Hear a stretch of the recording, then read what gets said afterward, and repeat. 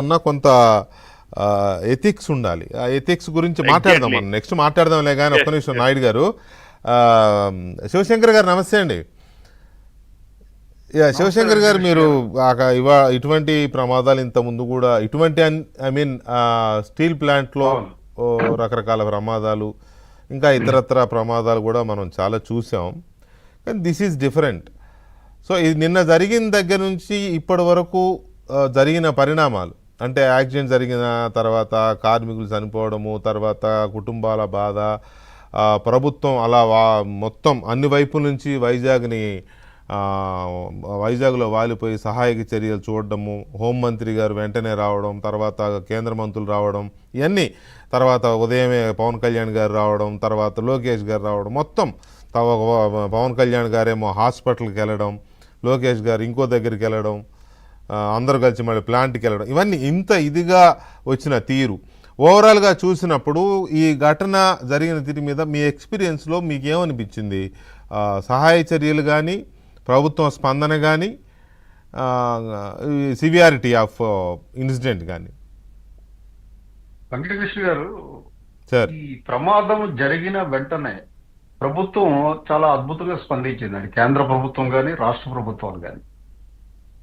అంటే ఇమీడియట్ గా బాధితులకి భరోసా, వైద్య సదుపాయం, ఆ చనిపోయిన వారి కుటుంబాలకి మనోస్థైర్యాన్ని కానీ, వాళ్ళకి మేము ఉన్నాము మీ వెంట అనే ఒక భరోసా కానీ, చనిపోయిన కుటుంబీకుల్లో ఈవెన్ కాంట్రాక్ట్ ఉద్యోగులు చనిపోయినా సరే మేము పర్మనెంట్ ఉద్యోగం ఇస్తామనేటువంటి ఒక హామీ కానీ, ఆసుపత్రుల్లో గాయపడిన వారికి వైద్య సదుపాయాలు ఎలా అందుతున్నాయి అని ప్రత్యక్షంగా మా మంత్రులు అందరూ కూడా వెళ్ళి పరిశీలన చేయడంలో కానీ అంతా కూడా చాలా పర్ఫెక్ట్ గా విత్ ఇన్ అవర్స్, ఒక రకంగా చెప్పాలి అంటే ఒక టాస్క్ ఫోర్స్ లాగా అందరూ ప్రజాప్రతినిధులు కానీ మంత్రులు కానీ అందరూ హాజరయ్యారు, తీవ్రంగా దాని మీద స్పందించారంటే.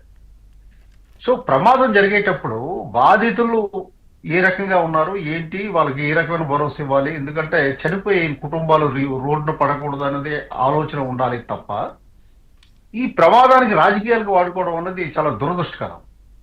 ఇది చాలా దుస్సంస్కృతి. ఇక రెండవది ఏంటంటే, ఎందుకు ప్రమాదం జరిగింది ఈ ఘటన, వాటి నుంచి పాఠాలు నేర్చుకోవాలి. నేను చూసేది ఏమిటి అని అంటే, అడ్మినిస్ట్రేటివ్ ఫెయిల్యూర్స్ నాకు చాలా కనిపించాయి.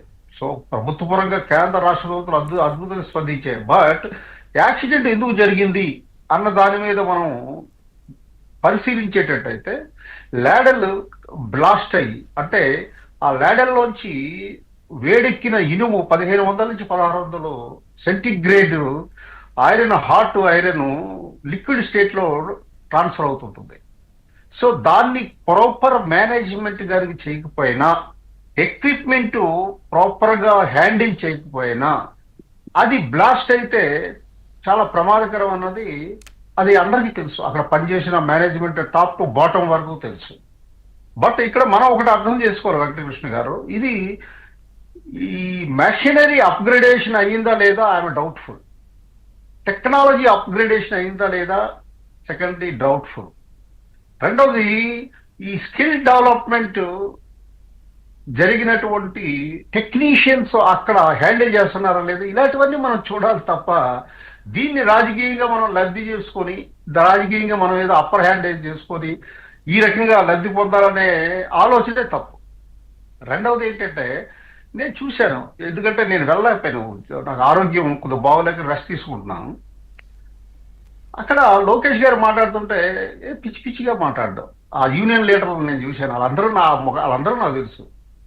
యూనియన్ లీడర్లు కానీ వాళ్ళందరూ కానీ, ఇప్పుడు ఒక మంత్రి గారు స్థాయిగా వచ్చి వాళ్ళకి బాధితులతో మాట్లాడి వాళ్ళకి భరోసా ఇవ్వాలన్నటువంటి ఆలోచనతో వస్తే, అక్కడ లేనిపోనివన్నీ ఇష్యూస్ రైజ్ చేసి మీరు ఇప్పుడే చెప్పాలి అంటే నాకు అదేంటో అర్థం కాలేదు. యూనియన్ నాయకులు తాలూకా ముఖ్య ఉద్దేశం ఏంటి? కార్మికుల సంక్షేమం. కార్మికులు ప్రమాదంలో పడ్డారు, వాళ్ళని ఎలా ఆదుకోవాలని చూడాలి కానీ వాళ్ళు పక్కగా బట్టి మాట్లాడడం అన్నది ఇది నాకు చాలా ఆశ్చర్యాన్ని కలిగించింది వెంకటకృష్ణ గారు. సో ఈ రకంగా నేను అడ్మినిస్ట్రేషన్ ఫెయిల్యూర్ నాకైతే కనిపించింది. Because I'm having experience in administration. దానివల్ల ఇప్పుడు అంత రిస్కీ ఫ్యాక్టర్ ఉన్నటువంటి ఒక ఒక సిస్టమ్ దగ్గర చాలా ఆల్వేజ్ అలర్ట్ గా ఉండాలి. ఈ మెషినరీ కూడా 40 years బ్యాక్ ఇది ఇన్స్టాల్ అయిన machinery, whether it is upgraded or not I'm doubtful, whether technology upgraded or not నాకు అందులో సందేహాలు ఉన్నాయి. అలాగే ఈ మధ్యని చాలా మందిని పంపించేస్తున్నారు, రిమూవ్ చేసి పంపించేశారు. కొత్త వాళ్ళని వేయడము, వాళ్ళకి సరైన ట్రైనింగ్ ఇచ్చారా లేదా, ఆ ట్రైనింగ్ పీపుల్ హ్యాండిల్ చేశారా లేదా. రెండవది రా మెటీరియల్ పంపించేస్తున్నారంటే గోల్డెన్ షేక్ హ్యాండ్ లాగా ఇస్తున్నారా? అదే విఆర్ఎస్ అదే కదా,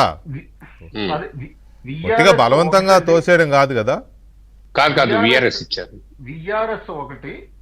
రెండవది ఏంటంటే హెల్త్ గ్రౌండ్స్ మీద, ఏజ్ గ్రౌండ్స్ మీద కూడా, that is not VRS. Okay, అది ఒక డిబేటబుల్ ఇష్యూనే. అది ఎప్పటి నుంచో జరుగుతోంది. దాని మీద కార్మికులు, కార్మిక సంఘాలు, యాజమాన్యాలు, లేకపోతే స్థానికంగా ఉండే మీలాంటి వాళ్ళు చర్చించి దాన్ని చేసుకోవాల్సిన అంశం. కాకపోతే మీరు చెప్పిన దాంట్లో వ్యాలిడ్ పాయింట్స్ ఏంటంటే, ఒకటి మెషినరీ అప్డేట్ అయిందా లేదా, అప్గ్రేడ్ అయిందా లేదా, point number 1. Point number 2, technology update అయిందా లేదా అనేది. ఈ 2 పాయింట్స్ని చూసుకోవాల్సిన అవసరం ఉంది. ఎందుకంటే ఐఎమ్ డౌట్ఫుల్ అన్నారు కాబట్టి మీరు. సో దాని మీద కేంద్ర రాష్ట్ర ప్రభుత్వాలు నియమించిన కమిటీ స్టడీ చేసి ఒక నివేదిక ఇచ్చిన తర్వాత ఒక క్లారిటీ వస్తుంది. అప్పుడు ఆ వచ్చిన నివేదిక ఆధారంగా అది ప్రమాదమా, లేక అప్గ్రేడేషన్ చేయకపోవడం వల్ల జరిగిన ప్రమాదమా, మేనేజ్మెంట్ బాధ్యత ఉంటుందా, ఇవన్నీ అప్పుడు తెలుస్తాయి. రైట్, ఇది ఒక ఇది